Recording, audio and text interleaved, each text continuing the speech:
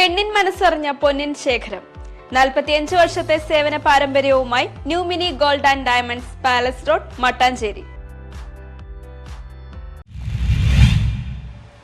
മലയാറ്റൂർ നീലേശ്വരം ഗ്രാമപഞ്ചായത്തിലെ 5-ാം വാർഡിൽ അംഗനവാടി ഉദ്ഘാടനം ചെയ്തു. മലയാറ്റൂർ നീലേശ്വരം ഗ്രാമപഞ്ചായത്തിലെ 5-ാം വാർഡിൽ അംഗനവാടി ഉദ്ഘാടനം ചെയ്തു. മലയാറ്റൂർ സെന്റ് തോമസ് ചർച്ച് സൗജന്യമായി വിട്ടു നൽകിയ സ്ഥലത്ത് മുൻ എം പി ബിനോയ് വിശ്വത്തിന്റെ ആസ്തി വികസന ഫണ്ടിൽ നിന്നും ലഭിച്ച 26 ലക്ഷം രൂപ ഉപയോഗിച്ച് നിർമ്മിച്ചതാണ് അംഗൻവാടി. മുൻ എം പി ബിനോയ് വിശ്വം അംഗൻവാടിയുടെ ഉദ്ഘാടനം നിർവഹിച്ചു. എല്ലാവരും പറയുന്നുണ്ട് എം പി എന്തോ ഔദാര്യം കാണിച്ചു, എം പി ക്യാമനാണ്.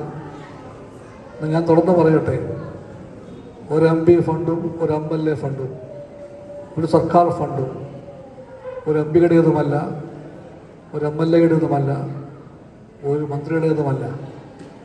ഇത്തരം എല്ലാ ഫണ്ടുകളും ജനങ്ങളുടേതാണ്. ജനങ്ങളാണ് ഈ ഫണ്ടിൻ്റെ എല്ലാം ഉടമസ്ഥന്മാർ. ആ ഫണ്ട് സർക്കാർ ചിലവഴിക്കാൻ വേണ്ടി എം പിമാരെ ഏൽപ്പിക്കാറുണ്ട്, MLAമാരെ ഏൽപ്പിക്കുന്നുണ്ട്, മന്ത്രിമാരെയും വകുപ്പുകളെയും ഏൽപ്പിക്കുന്നുണ്ട്.